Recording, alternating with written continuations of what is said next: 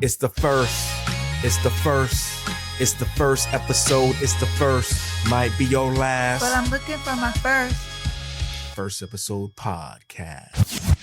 Welcome to First Episode Podcast, a cherry popping debrief of your next binge-worthy television series. I'm your host, Motown Maurice. I'm your co-host, Atara G. And I'm your guest host, Raj Jawa. Yay, Raj is here. Yay, thank you. Boo, Atara's back. How long were you saving that one for? We was hoping you would return. I'm just kidding. Welcome back from your trip. Thank you. Glad to have you back. Thank you. Raj held down the fort while you were gone. I heard. I was a little nervous. I was like, wait, is this my replacement? I know you almost didn't have a job when you got back, but Raj said it's okay. We could still have her. But Raj was awesome. Had a really, really good time discussing Fallout and Three Body Problem. Actually, Atara and I have been watching those shows. Yeah? Yeah. It's really good. We finished Fallout just a few minutes after she came back from her trip. Outstanding science fiction. I agree. Outstanding. Yeah. Really, really good. And then Three Body Problem is hitting the mark also. Yeah. Nice. I'm glad to hear that. I did not continue with that one, but Fallout, obviously, I did finish right away. Yeah. Yeah. Three Body is just amazing as I'm watching it. Well, we're not doing a review, so let's. It's deep science. It's deep science. Check out the review, y'all, and check out the show. Yeah. It's good. Now, this show that we're going to cherry pop in a moment is something that Atara and I meant to publish a while ago, but life got in the way. And we're glad to have Raj here taking this to the next level with a nice, good conversation. And by the way, the trip that I took was to New York to see my sister, my brother-in-law, and my niece. And she's 3. And we actually, while we were there, she's been watching the show over and over and over on Disney. And it's not the greatest show. It's like the reality show of this little girl playing with all her fancy toys. So I had suggested, I was like, why don't we watch this other show? And she really loved it. She was all into it. Oh, awesome. Mm-hmm. Well, let's debrief and let the people know why. Today we're cherry popping Iwájú, a comic-style animated sci-fi series set in Lagos that exposed themes of class, innocence, and challenging the status quo. The genres of Iwájú are science fiction, drama, and African futurism. African futurism. I love that. That's a word we need to hear more often. Exactly. I think we got a taste of that in Black Panther. Sure, yeah. Outside of that, it doesn't exist anywhere else, but Iwájú is bringing it to the table, and they're doing a really, really good job. My first impressions are very positive. I would agree. I'm glad to see this type of show in the mainstream. Absolutely. Yeah, no, it's a very fresh approach to, I wouldn't say children's show, but like young adult, young teen, young kid show. Yeah, that was very just like fun to see and watch. I'm not a big kid show fan, but this was definitely something that felt new and different in a way that I hadn't seen before, and kept me at least wanting to watch. I love the accents. I have a great affinity for foreign accents, specifically African accents and Caribbean accents. Atara and I both have Caribbean background, so when you're around another West Indian, it's like your family. Automatically. You kind of there's a sense of joy that I feel like I sometimes have to hold back from erupting because it's so exciting to hear the accent and all the different accents, Raj, you're of South Asian descent. Do you enjoy being around others with strong accents? It's not a question I've really thought about. I wouldn't say I have an affinity or a non-affinity either way. I will say, though, I do agree with you. I did enjoy the accents in this show specifically. They are lyrical is maybe not the word, musical. They are musical in a way that is not typical of language. The language we have in America anyways. Yeah. I was talking to somebody about, I won't stay on this too long, but kind of even American English is a bit like for lack of a better word, vomit it out, or we don't like necessarily say all our words in a way that the British people are much more, they will enunciate and speak, and Americans are just kind of like, we slur it, we just kind of whatever, like blubber over our words that in a way that just don't, it kind of lacks a flavor or a like something that seems like, oh, that's really cool, or that's a cool accent you have. Yeah. It lacks a backbone. It does. Yeah. I think what is nice about the accents in this show and Caribbean accents is, I was going to throw that word out, musical. It is musical, and I think that's where the joy comes from when you hear a song that you really like, Yeah, Absolutely. in our first review, Atara, that the world will never hear, we talked about our appreciation for the attention to detail within the show, the complexions, the hairstyles, and stuff like that. And it still stands. So we rewatched it just a little bit, and it stands out. It does. And I caught that when you think about, and when the little girl, the main character, she extends her arm, you see her elbow extend, and then in that little area where the skin wrinkles, her complexion gets darker. And then when she, puts her elbow back up, it gets lighter. And so those little details is like, you're paying attention to people of African descent and what they're like, with, how they look, what their body's like, how things function, So I thought it's not a big deal, but it's just a little detail that you don't see in other characters that are drawn. Absolutely. I mean, it's hard for me to speak on a lot of it just because I come from a different culture, but I do feel from the outside, it felt like a very positive representation. It felt like true representation in a way it's that authentic. Absolutely. Yeah. Authentic is a great word. Yes. Yeah. And, It felt like and authentic. thoughtful. It's like they drew the characters and then maybe took a step back and said, okay, this is great, but where can we improve? How can we do better? Yeah. In regards to themes, I'm going to hold on to fatherhood. I don't have any children. Who knows if I ever will. But if I were to have children, I want them to be just like Tola. She is so cute, so adorable.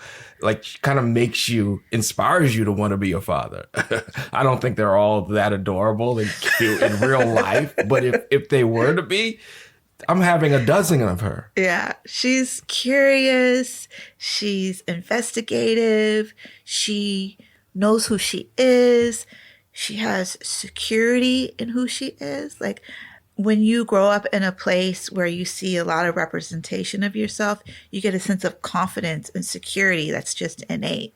I do agree that, yes, maybe Tola's not the most real example of a little girl, but I do think she is an example of maybe a little girl without this kind of, I think, cynicism that grows when your parents, father, mother, maybe both, are not as attentive or in your life as you want them to be. Whether they're present there or not, sometimes you don't have to, you can physically be there and not in someone's life anyways. So I think that's kind of the really great part about Tola's character, is she really wants this relationship with her father, and he's not trying super hard. I mean, he wants it, but he's really distracted by whatever his work is that we see in this first episode.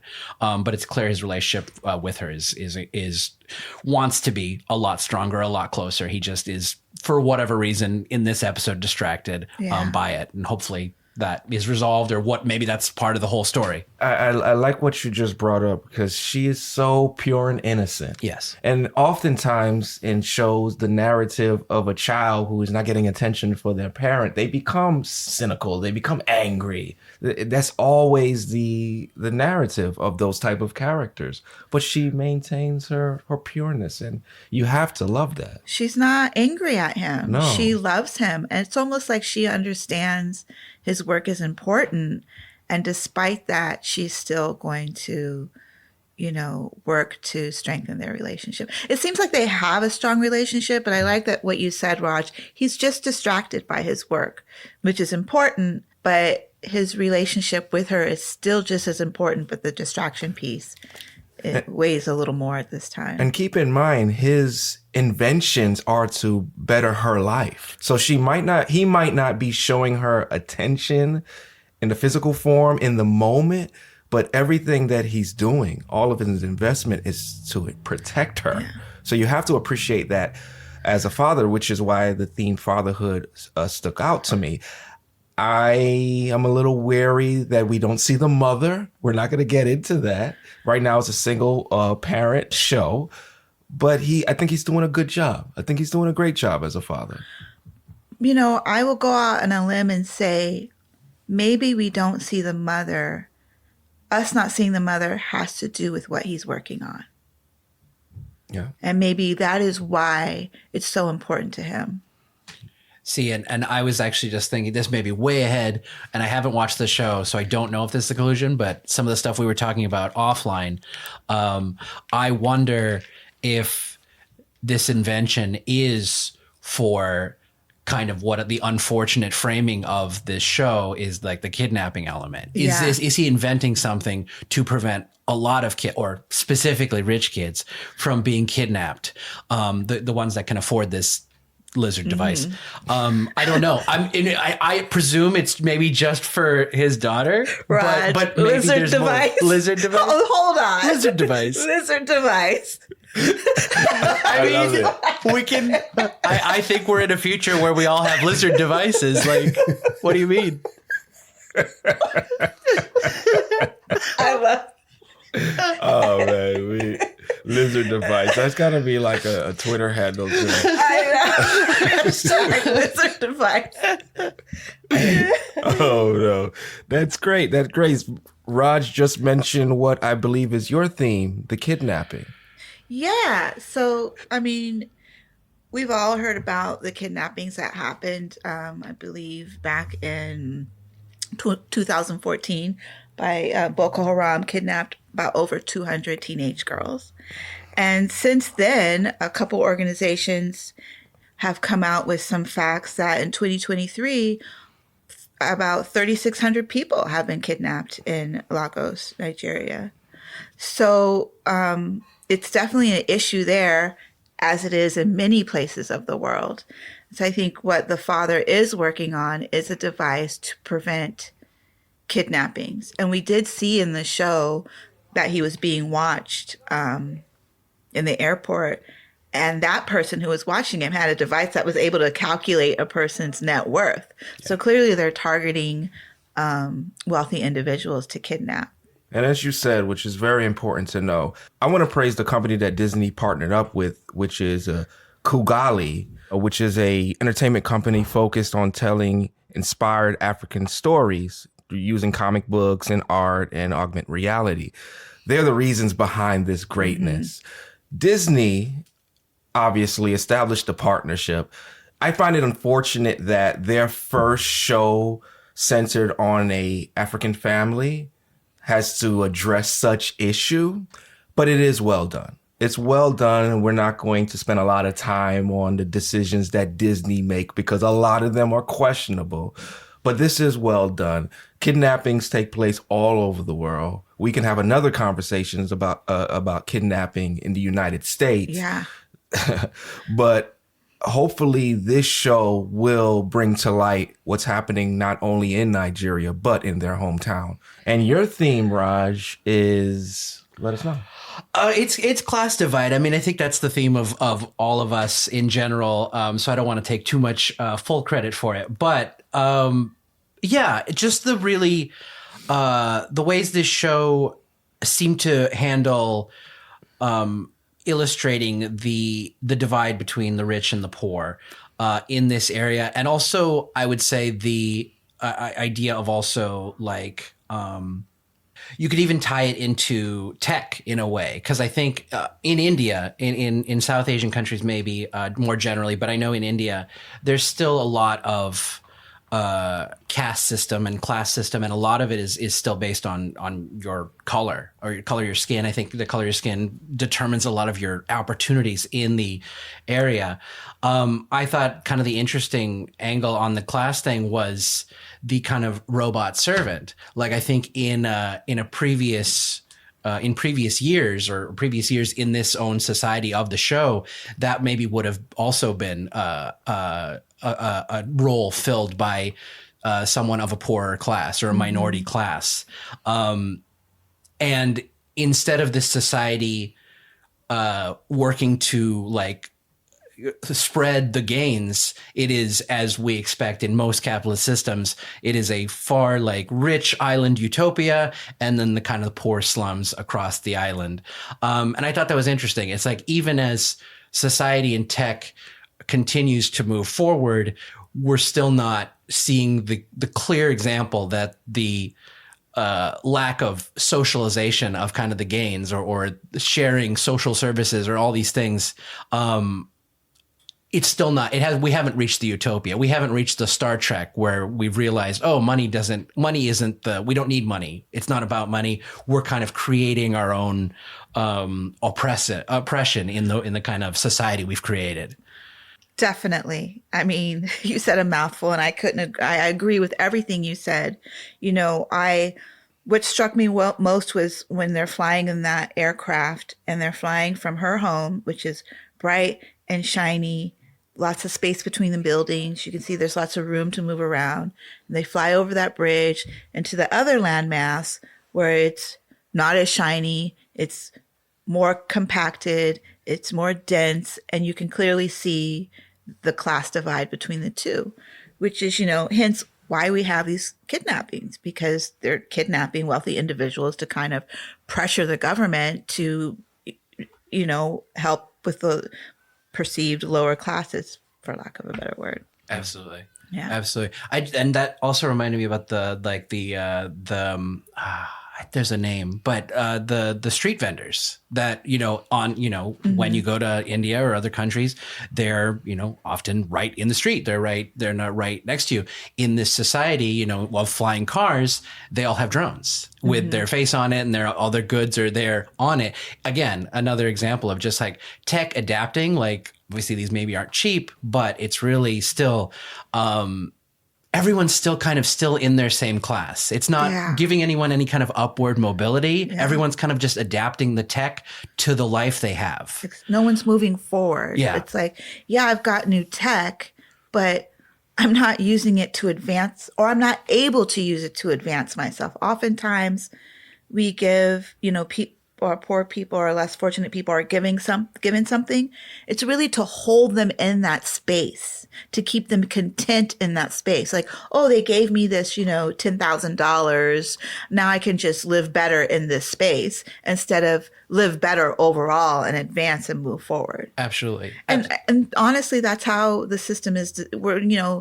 Utopia is not meant to be realized. It's just meant to be something for us to continuously grind out towards, and we never reach it. For sure. And that's why I go back to his, or at the top, we were talking about his invention. And I in this society, I'm concerned that it's just going to go to, girls like Tala. And that's great that it should. But I'm sure there's girls in the underclass that are not being protected. Maybe they're not being kidnapped because they don't have a net worth worth taking, but they're being killed or raped or whatever in a really in a way that I don't know if his invention is going to reach the other classes. And I could be wrong. Maybe this is Disney's going to put a utopia and everyone gets a lizard. But no, I don't know. That's just my thought. It's these gains are often only reserved for the people that can afford them, the rich. Well, we've seen that time and time again. So your thought is based on what really happens in most cases. For sure. We just turned this children's show sorry. into a sophisticated capitalistic conversation. Sorry. I'm so sorry. It is so funny because before we got on air, this is what we said we exactly weren't going to do. But that said, what's great about this show, though, is it is a family show. I think everybody from a child to an adult can watch the show, and there's nothing inappropriate in the show for a child, but then there's a lot of subliminal messaging that you can get, or implied messaging that the adults can enjoy. Yeah. And this is just how we're watching the show. This is how we're breaking it down. And there's two ways to watch a show. You can watch it casually just for the entertainment, the visuals, the colors, the jokes, or you can actually dissect the themes as we're doing, because most quality shows have some underlinings that goes over the head of a lot of people.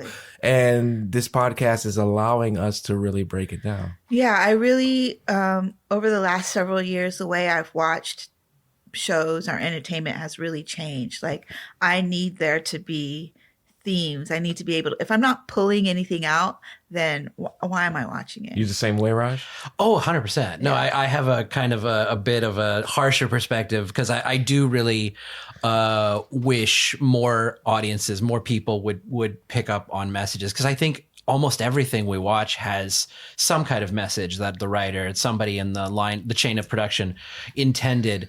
And I think they're just missed. I think a lot of things are just absorbed for the entertainment, and, more power to that. But I in my own thoughts as a creative, it makes it feel futile to create things. Again, in my own perspective, like, make things for entertainment. And obviously I have a feature film and whatever, so obviously I'm still playing the game. But I really wish that audiences picked up on more than just what's on the screen. Yeah. Mm-hmm. Yeah. Everything we watch teaches us something. We're learning from everything that we watch. What matters is, or the difference is, what are we learning? And sometimes that can be up to how you choose to watch whatever you're watching. Yeah. Consciously or subconsciously. Exactly. You're learning something. Definitely. Mm-hmm. For sure. And how do you want to apply what you've learned? Yeah.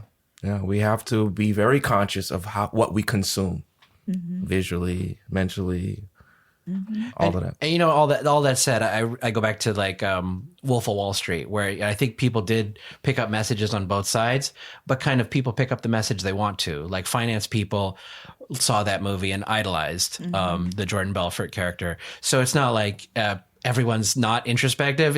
You can't even control their introspective anyways. It's they're going to take their own life experience and their worldview, their job, whatever it matters to them.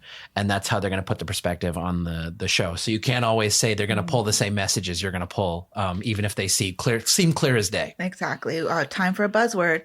Unconscious bias. Well said, crew. Entertainment value, entertainment potential for me, it's high. I'm excited about watching it. We had to postpone watching future episodes because of life getting in the way. But it's extremely high for me. I'm going back. I'm going back, especially because I want to find out what is the story with the mother. Yes. Yeah. For sure. We'll see. I'm not sure about it. I'm not sure. I mean, like, I do enjoy it. It definitely has entertainment potential for sure. Just my selectiveness on TV shows. I'm not sure I would add this one to my must watch, but I mean, I wouldn't turn it off if certainly someone's watching it or someone wants to watch it, because it definitely seems like an interesting one. And that's how you end up watching a handful of shows, is when someone else is watching. 100%. Yeah, absolutely. I'm giving it 4.5 cherries. It's not getting 5 only because I have to understand the narrative of the mother. I don't know if that's something they're just totally omitting, neglecting, or is there like a negative stereotype associated with that? I have to understand that narrative. Other than that, it's great. I'm giving it a 4.5 cherries. Better than me. I also need to understand the narrative of the mother. So I'm giving it a 4. I'm giving this episode a 4 because until I understand what's going on with the mother, I'm not comfortable. I mean, I agree with that. And I would also actually give it a 4 as well, because it is, it's fresh, it's interesting. It is not something like I've seen before. It's not like trying to use an old formula on something, new characters, old formula. That said, I do agree with you both that I want to see where they're going with some of these things. Mm-hmm. what is the situation with the dad on a deeper level, the situation with the obviously corrupt government official. I mean, obviously it's not going to be good, but what's going on there? How deep does that go? And yeah, how does all this shake out? And will they talk more about class in a more clear way? Are they trying to say anything about class in a more direct way about the show? We don't know yet, but maybe they will. Yeah. And are we going to get to see Lagos, the beautiful things about Lagos? I just don't want to focus on, the lizard device and the kidnappings that are happening. Like, let's see the other parts of Lagos as well. Okay. The first episode of Iwájú was released on Wednesday, February 28th, 2024. There's one season and 6 episodes available. The average episode duration is 20 minutes. It is on Disney Plus, and the IMDb rating right now is 7.3. No updates on a season 2, y'all. So let's see what happens. Yeah. Those are our thoughts on Iwájú. Thank you for trusting us. We are honored to be your first. For information about this podcast and more, please visit motelmaurice.com.